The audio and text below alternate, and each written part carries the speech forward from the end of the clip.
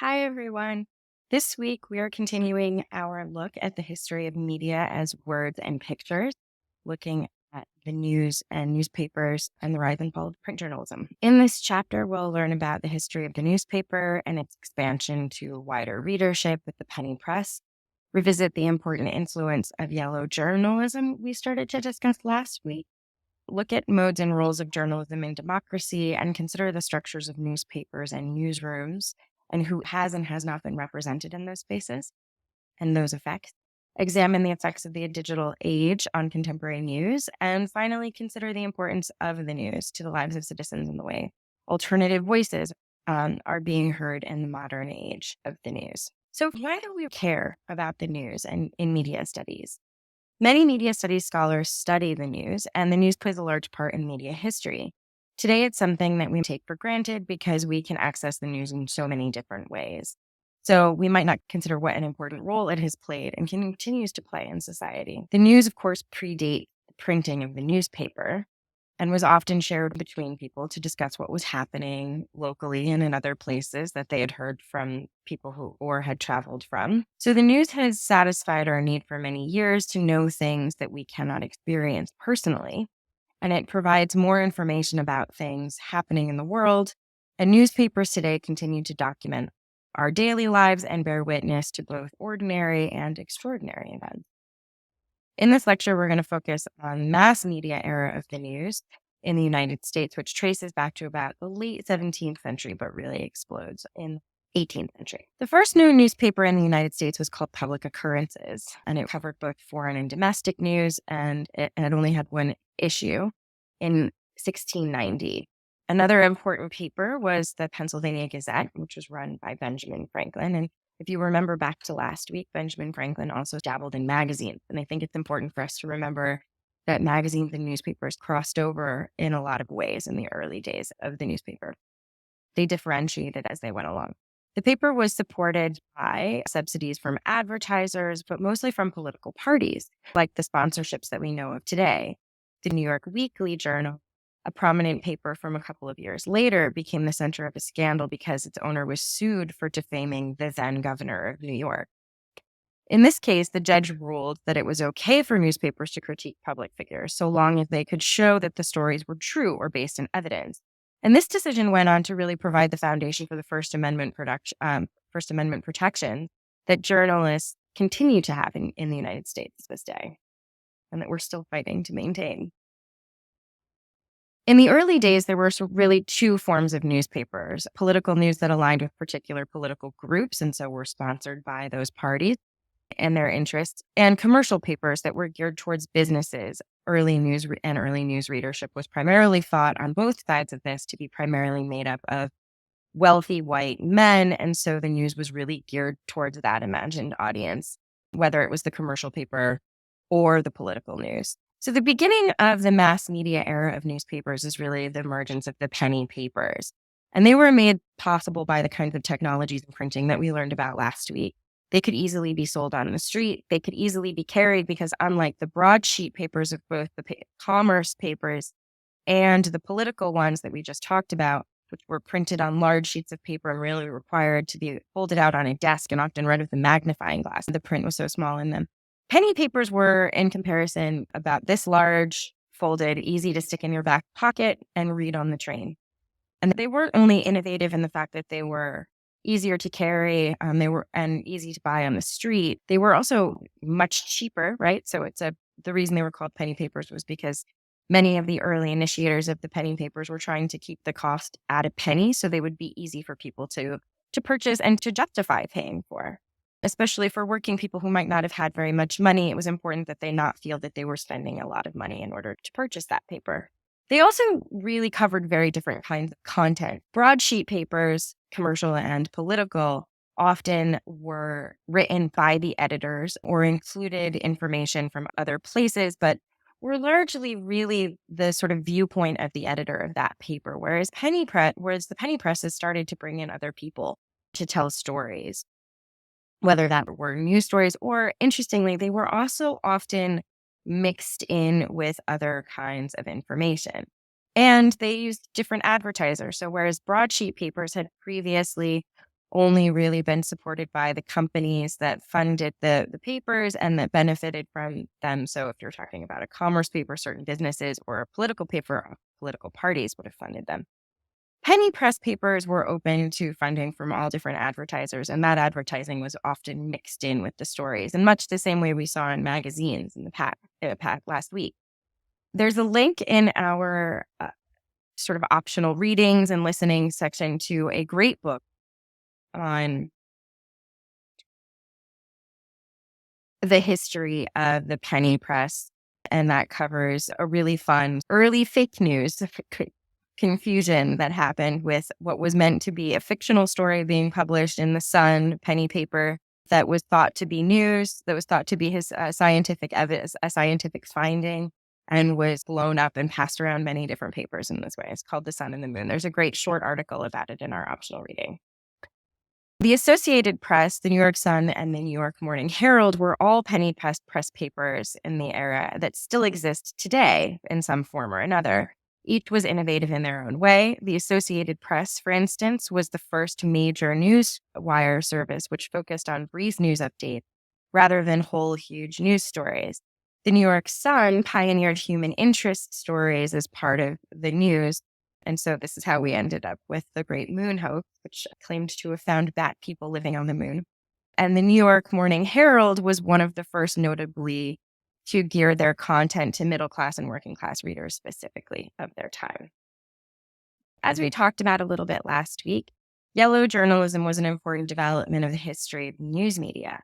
And as our authors highlight in our textbook, which refers to yellow journalism, refers to the use of overly dramatic and sensational tactics in news stories and focuses on investigative journalism and human interest stories and often crime reporting. These things come up together. So at the same time as the news is becoming more focused on being a source of entertainment, it's also a place where we're getting more investigative journalism, and working people are getting to hear more criticism of business owners, the possibilities of labor organizing. And yellow journalism was incredibly important to the establishment of unions in the United States and the force of labor being able to push for better working conditions, which we talked about a little bit last week. But yet at the same time, that same drive was also what was pushing papers to become more and more sensational, and often, as we saw with the story in the Sun, often more and more possibly not truthful at times too. So those things happen simultaneously. And that complication continues to color American news culture to this day. The history of yellow journalism is that two prominent newspapers in the in the 19th century, the New York World and the New York Journal, were known for competing over becoming the top paper, often tried to outdo each other and undercut each other in getting the most sensational stories or making stories more sensational in the way they were telling them. They often supposedly used gangs to just push sales of their papers in certain places. The phrase yellow journalism specifically comes from a famous comic strip at the time called Hogan's Alley, which featured a character called the Yellow Kid, who you see here with the large ears. And the New York World and the New York Journal continually tried to steal this comic back from one another so that they could run it in their paper because it was so popular. And it was very much about the concerns of a small working class area in New York. The competition was emblematic of that early era of newspapers that we just discussed, and often considered to be highly partisan, and yellow journalism was thought to lack objectivity. And so in the 20th century, we see a sort of backlash to yellow journalism and its sensationalist tactics, and these previously differently political news outlets. So journalism started to really emphasize objectivity, or the ability to distinguish fact from opinion in the news. In objective journalism, it's important to know, as a style of journalism, not all journalism is objective or aims to even be objective. Objective journalism used this inverted pyramid you see here in the slide to focus on what was considered to be the most significant. At the top, the facts, who, what, where, why, when, and down from there to be the things that are considered less significant. This form of journalism, although still the standard of often what is taught in most journalism schools, has importantly come under a lot of scrutiny because being objective or sticking to the facts is not only more difficult than we think, and deciding what is fact or what is true is often influenced by background, cultural context, or beliefs, which means that facts aren't clear cut or easy to define. And specifically, we'll see when you consider who owns journalism and whose voices were allowed to appear as journalists in the newspapers, often typically still white, still male, and very often of the upper classes. You don't get to hear stories that are significant to other people, but also the way a story gets told is inflected by the values and experiences of those people who are controlling the news. Another form of journalism that comes to respond in some ways to objective journalism is what's referred to as interpretive journalism. This comes to rise in the 1920s, and it aims to explain key issues and events and place them in a broader context. This model has been popularly used in broadcast news, for example, and it contrasts with objective journalism in that it doesn't rely as much on trying to establish a factual truth so much as to place greater emphasis on the analysis of events and how they might inform us about the context of the news. And this obviously comes into being a little bit in response to things like the stock market crash and the coming phases of the Depression in the United States, which also influences the next phase of journalism, referred to as literary journalism. Literary journalism, it's just a form of journalism that we see today, which brings fictional storytelling technique to the writing and telling of the news. So this form of journalism rejects the idea of journalistic objectivity and argues that news is most compelling when it's presented with a personal perspective and point of view. So it adopts a more narrative format for telling the news and isn't as concerned with the order of facts and the ways that ideas are presented as truthful or not. And we might see a lot more of this in our own era in the age of the expansion of things like small social media content producing news outlets. So Now This and AJ Plus, which you'll actually get some videos assigned to look at throughout this semester, that are often how a lot of people are experiencing their news if they're getting it through Instagram and Twitter. And these tell stories often with, because they're video formats, they can use music and also have individual perspectives tell stories. We also get a lot of this in podcasting. And so we see this even as a kind of rising way of thinking about journalism. Even though this is supposed to have considered to have ended in the 60s, in newspapers, we still see it in a lot of our other forms of news. In addition to the expansion of interpretive journalism and literary journalism, we're also starting to see expansions of audiences being appealed to and of who's starting to tell stories. In the 20th century, newspapers emerged that oriented themselves towards particular audiences and communities that were often neglected in mainstream press. Examples of this include newspapers geared towards particular ethnic groups, like African American newspapers, the Black press, which you'll have an option to watch this week, or Native American newspapers, indigenous papers often produced on reservations, and papers geared towards women, created to serve queer communities.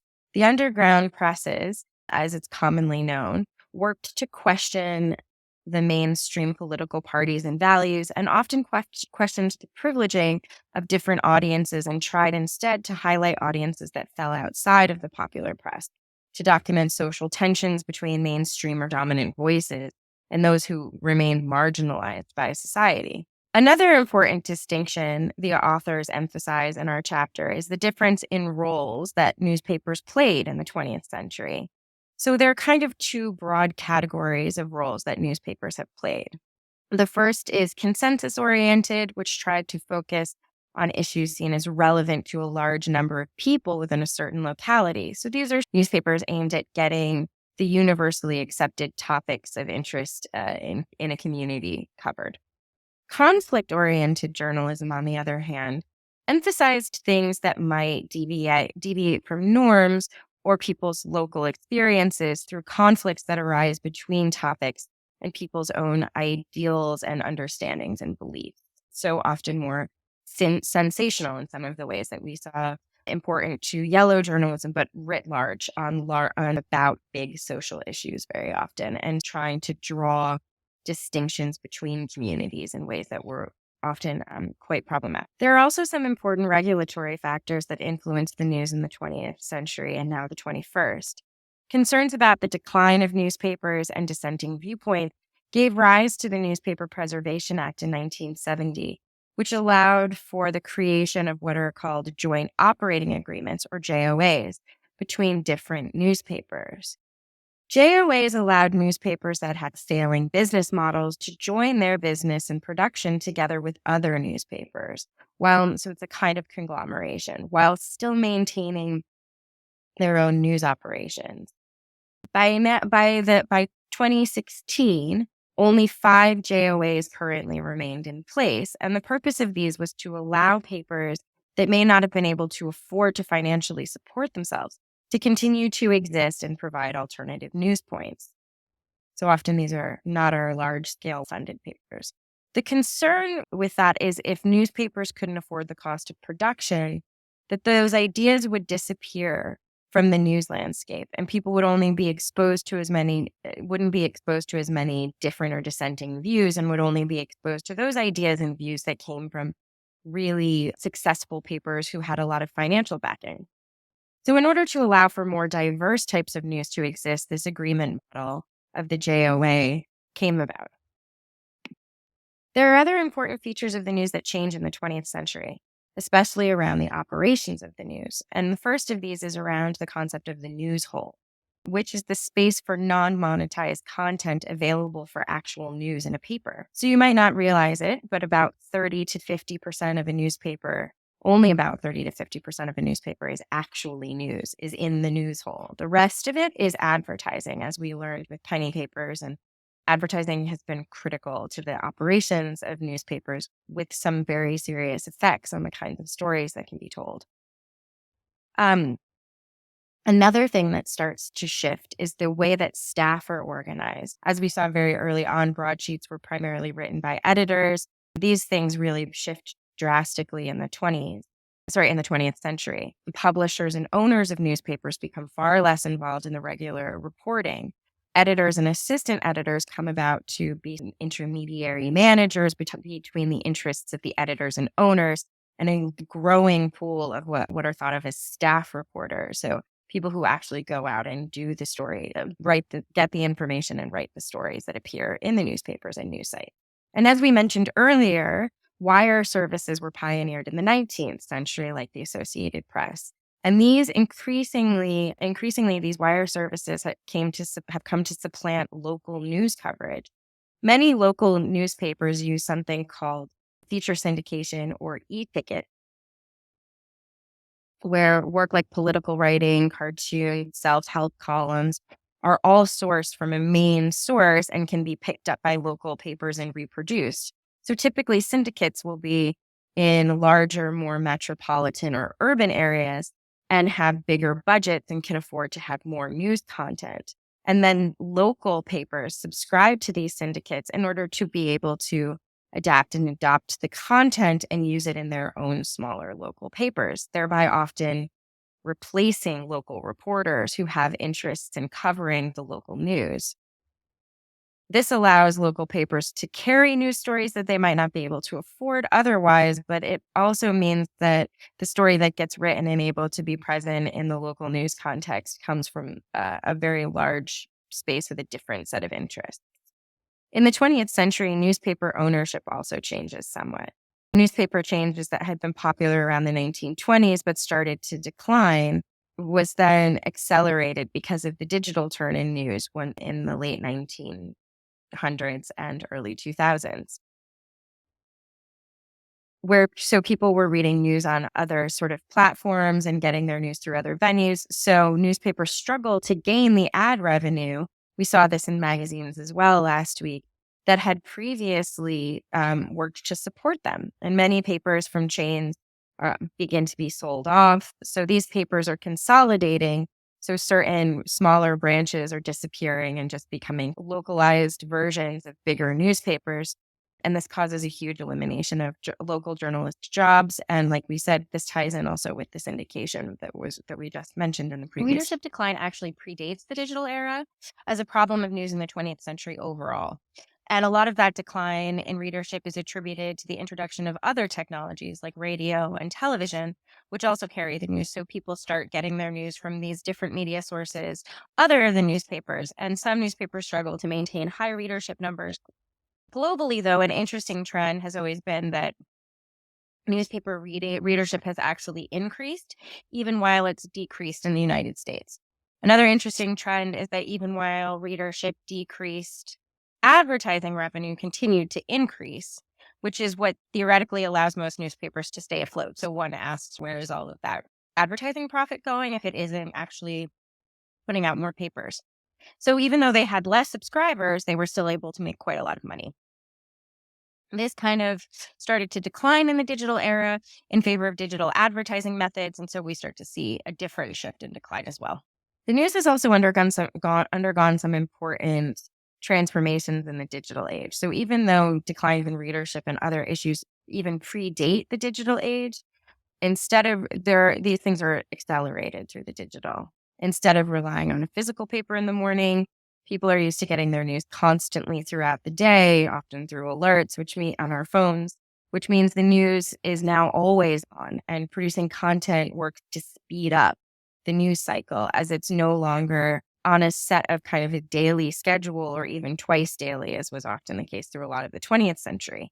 People expect the news more frequently. They expect it to come very quickly that it can be accessed a lot more easily. And as we'll talk about in a minute, also for free. There's also been an a positive increased emphasis in the digital age on the possibility of reading non-traditional voices in the news. So we no longer get the news only from newspapers, but instead from blogs and YouTube videos and other social media content producers that we see on our feeds and from our friends being shared. And this can be very positive in some ways, and can give us voices we might not hear. And so we'll talk a little bit in a minute about citizen journalism and how important it is to get voices that might not get to appear through newspapers. And yet at the same time, it also opens us up to a lot of potential risks of fake news. And so one of the things you'll be listening to this week is an episode of a podcast called Reveal, an investigative journalism podcast that looks at the story of Pizzagate and how fake news blows up the way that it does.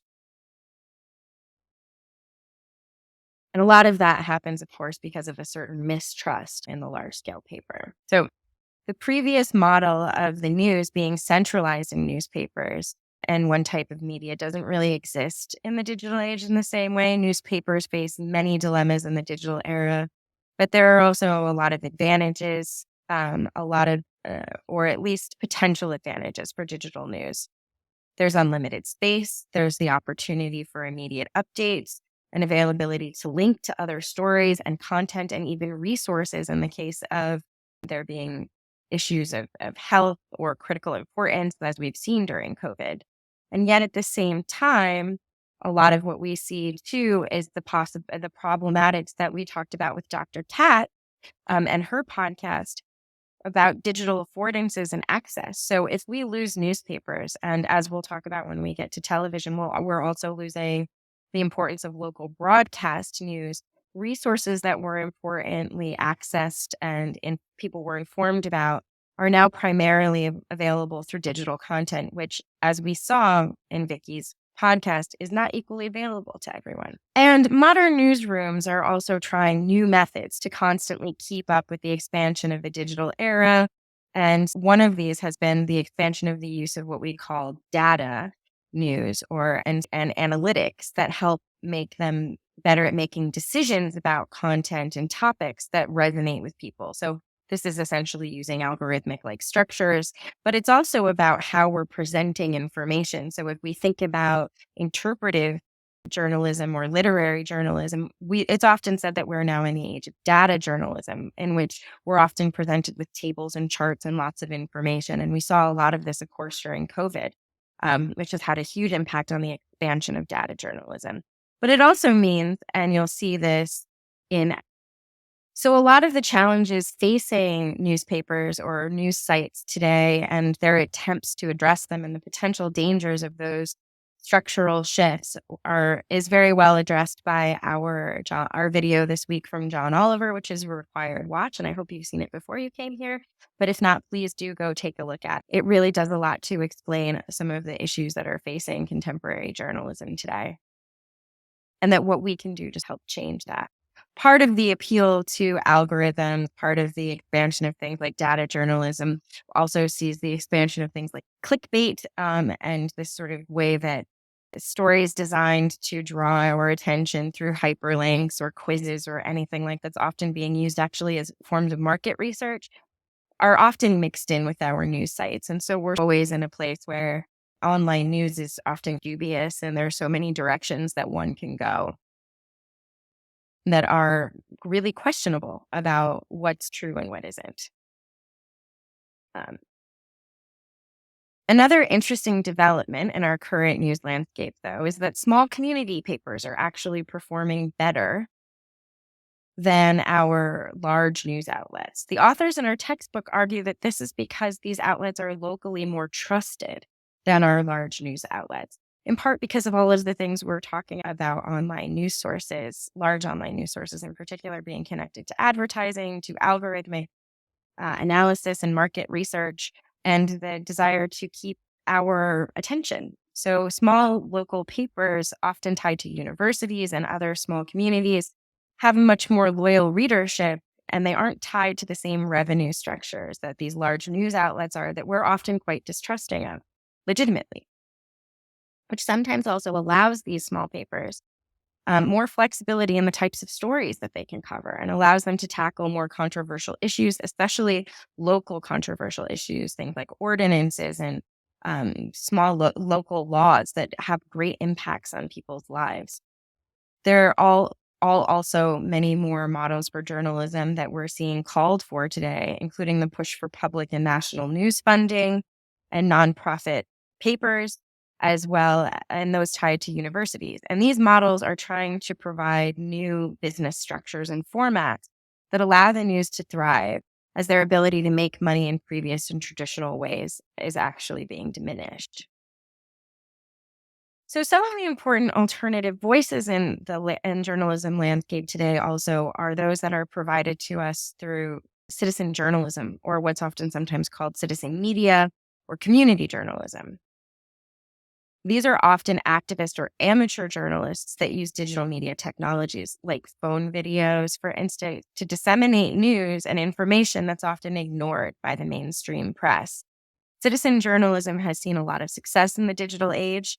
And often, because of this, news organizations, large scale news organizations, are even sometimes trying to hire citizen journalists as freelance journalists to broaden the scope of what they cover in the news, especially as their budgets decrease. Citizen journalism is also a more inexpensive way to access important information and journalist stories than to maintain staff writers. But what's really important about citizen journalism is that you also get to see a lot of things that wouldn't necessarily appear, and things that can counter the interpretive versions of events that are coming from large scale newspapers and other press sites. This was really important in the age of the movement for Black lives. It was because of citizen journalism that people became more aware of some of the underlying issues of police brutality. It was also because of citizen journalism that we had important counters to the way that certain news sites were presenting what was happening among protest groups. The authors of our textbook conclude by discussing the connections between the newspapers and between newspapers and democracy. And it's important to remember that in the United States in particular, the three branches of government have often been considered to be supplemented by the media as a way to keep checks and balances on what it is that we're being told directly by our government. And so the media has been referred to as the fourth estate and an important part of maintaining democracy as an informed citizenry. So they argue that journalism is this vital part of a democratic society because it allows citizens to be informed about what's happening in society and culture and politics. As digital culture continues to grow and as it continues to change newsrooms, it's important to pay attention to the ways that this is transforming people's access to information, but also the types of news that is available to us. So we need to think carefully about the sources of news and the potential positives and benefits that come with this more diverse set of news sources and reporting available to us online, and also some of its potential drawbacks. And I think one of the things that became really apparent how COVID demonstrated our relationship to the news was the importance of the need for local reporting. Local reporting, as we talked about in these smaller papers, can challenge people's mistrust and insecurity about large scale news, but it also does a lot of very important work of presenting us with information and resources that might not be available to us if we are less connected to, as we talked about in Dr. Katz's lecture. So if we're less connected, broadcast news media has gone down as well and is often still very nationally focused rather than locally. So we're losing a lot of access to important local information that helps us respond to disasters and crises. And there were some really amazing, important steps that happened during COVID by large scale news sites. So the New York Times, the Washington Post, CNN, a lot of these news outlets, newspapers, online newspapers, but also other forms of online news media, really tried to make sure that even if they had paywalls, they allowed for COVID coverage to still be free, which was an important step. And I think something we can think about continuing to pressure news sites to do to make sure that things that are of critical importance for public health and other issues like that continue to be freely accessible. Even in the face of all of this, we're still seeing declining subscriptions and also declining advertising bases because people are even more than before COVID, I think, looking at other sources of information and entertainment, and advertisers have been lured in that direction. So we really do need to think about how we can fund papers in a way that might not be so based in maintaining the interests of advertisers. And to restate John Oliver's point, I hope that you will consider supporting a paper of importance to you, hopefully a local paper. But if not, please be careful about that's all what the you're notes I reading have here. for you guys for this week. As always, be sure to read the chapter and take a look at our media. We have the article on citizen journalism and the movement for Black Lives. We have a short video from John Oliver, and we have this really great video from the New Yorker about an artist who does work with newspaper headlines called Rewriting Racist Headlines. We also have for our participation activity this week, it's going to come out of your writing analysis. Your writing analysis assignment, this is your first big writing analysis assignment. You'll have this one due this week 3, and then you'll have one required week 13 or 14. And in between, you get to choose whichever topic comes up each week that you find interesting. You'll have an option or two every week for different writing analysis papers, essays. Some of those will be mini studies like this one. Others will be an option to talk about a documentary film or something like that. This one is about the effects of format. And what I'm asking you to do is to pick up a physical paper and compare the physical paper to an online version of that paper. So what you want to start with first is making sure that the paper you choose has both a physical version and an online version. There's a lot of papers now that are only online. There's also some newsletter style things like that. Make sure it's not a newsletter. It has to be a proper newspaper. It should be local. So not USA Today or something that is like a national. It should be the New York Times, the Washington Post. I will make an exception for the Wall Street Journal, only because the library you guys have free access to a daily digital for the Wall Street Journal, so it's helpful that way. You are welcome to do newspapers from home, even if they are not in English. I don't need them to be in English. You don't have to share the actual paper with me. So if you prefer to do one if you are not from the US and you prefer to do one in your home language, that's fine. Just make sure you follow the same rules of it being super detailed, and it should be in both places. You should be able to see a digital version of the paper and a print version of the paper if you can get a hold of it, right? So it has to be something you can get access to, because I know not everyone is in the States either during this class. So that's fine. I have some exceptions. Again, no weird, large national or international type papers. So no USA Today, no Epoch News or Epoch Times, whatever it's called. Those kinds of giant we don't do that. This is a local paper. It should have some specifics about a local context. That's part of how we're going to do this. And what you're going to do is you're going to answer a bunch of questions about what the differences are between them. So you're going to start by making observations. Do they have the same headlines? Tell me what the headlines are. Be specific, especially if they're different, right? Are they phrased different? Is there a different story that's on the front page of the print version versus what's there when you open the online version for the day? Things like that. What advertisements appear? Because obviously in your online one, you're going to get the algorithm is going to send you things that you tailored to you, right? Versus what you'll see in a print paper. Tell me about the differences. Be specific, right? And then so as you go through the different steps of that process, you're going to analyze the data, which means you're going to identify some of the patterns that emerge. So is there a critical difference from one to the other about the kind of advertising? Do you see lots of differences in the stories that are being published or the way that they're being headlined? And then the next step of that is interpretation. What might those mean? What might those patterns tell you? Similarly, you can also be identifying patterns that are across both, right? It doesn't need to, the compare and contrast doesn't need to always be there in a contrasting situation. So you can say, in both cases, there seems to be a strange focus on the race of assailants in particular issues if they happen not to be white, right? You can point out these specifics. And then again, your interpretation is where you start to talk about what that might mean. The evaluation section is where you talk about what that means for you, right? What that might mean in a broader context as well, right? If the paper seems not to print things that are local in the digital version and they're only thinking about a more national context, what impact might that have on somebody who never reads the local, even if they live locally, right? Are they missing certain kinds of news? What kinds of stories are you getting, etc.? And then the very last of that is your engagement section. And the engagement section is where you start to talk about what it would mean to engage with the information that you've learned. And there's a lot of different ways you can think about doing that. All of this is really clearly spelled out in the assignment description, but you are also welcome to email me. I will have a special office hours on Sunday next week, hopefully, maybe in the evening, maybe in the morning, to give you guys the opportunity to ask more questions. Because I know this is a bigger project, especially because it's our first week. But look over the assignment specifics. The rubric's pretty straightforward. It tells you what you need to do. Make sure you learn how to do APA format citations because they are required for this. There's a link for how to do them. Again, if you have any questions, let me know. And then your participation activity is while you're doing this and you're making this kind of meta comparison of the whole paper, right? So when you get a copy of say you're doing the New York Times, you get a copy of the New York Times from Saturday and then you look at the Saturday edition online.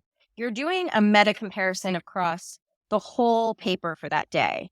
You don't need to do a deep dive on all the articles. That's too much work, right? I just want to know we're looking for general information here.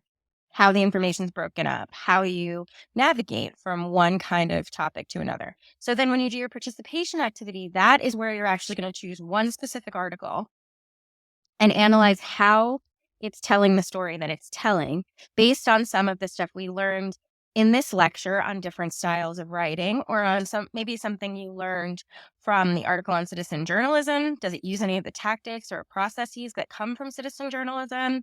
Or does it in some way relate to something you learned from our rewriting racist headlines piece?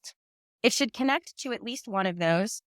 Ideally, two, you want to be talking to me about what you're seeing, how you're seeing it, related to the information that we've learned this week. Similar to the writing analysis option, make sure you connect it to something we talked about in the textbook or this lecture about format and how format impacts who is reading things and why and how that might affect things.